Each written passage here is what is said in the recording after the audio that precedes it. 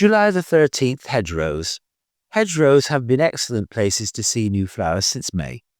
Country lanes are now full of brambles, nettles, docks, stitchworts, bedstraws, vetches, burdocks, hedge mustard, and occasionally foxgloves and hedge woundwort. Hedge woundwort, Stachys sylvatica, is always worth looking at more closely. Its small flowers are the deepest crimson with delicate white markings. Its stamens start off violet before turning black and showing off their white pollen grains. The whole effect is that of a miniature orchid. Toads were thought to prefer to sit in the shade of this plant rather than others.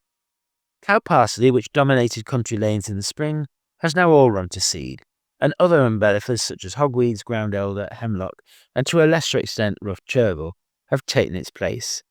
At the edges of roads themselves, you are more likely to notice damirans, daisies, mallows, buttercups, St. John's wort, cranesbill, and white dead nettle, rather than the lesser celandine ground ivy, jack by the hedge, so typical of spring.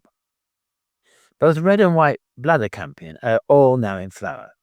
Bladder campion can be separated from white campion by its slightly deeper colour as well as its bladder-like calyx. At this time of year, red campions can show a range of colours, going from deep rose, red, through to pink. Some of these may well be hybrids between white and red campions. If one is seen with a nodding flower, it may possibly even be a catchfly. They tend to have a thin, sticky, starved look and are more typical of dry waste areas. A good place to look for hedgerow plants generally is around Friant Way in Brent, where some of the field patterns haven't changed much in 400 years. Also, many of the hedges there have their original ditches. Rarer plants such as field rose, feverfew, wooden treacle mustard can also be found.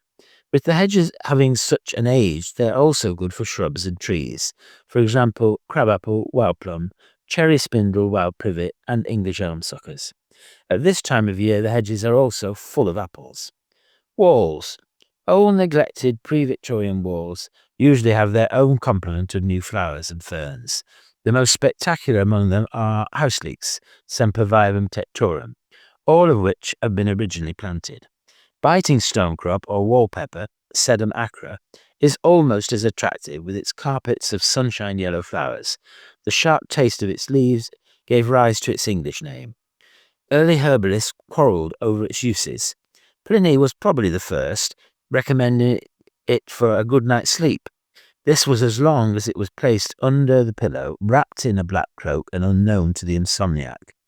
Another attractive plant occasionally seen decorating the tops of walls around London are the wine-red forms of Antirrhinum majus. These are originally snapdragons planted in gardens, which revert to a red colour, then happily seed themselves on walls for years and years. Other more suburban plants seen this month are wall lettuce, war speedwell, pellitory of the war, and ivy toadflax.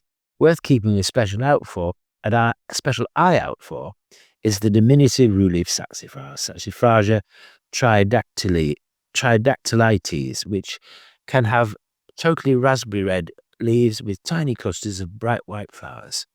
Old walls with crumbling mortar with a good range of interesting plants can be found around Beddington Church and Dartford Creek.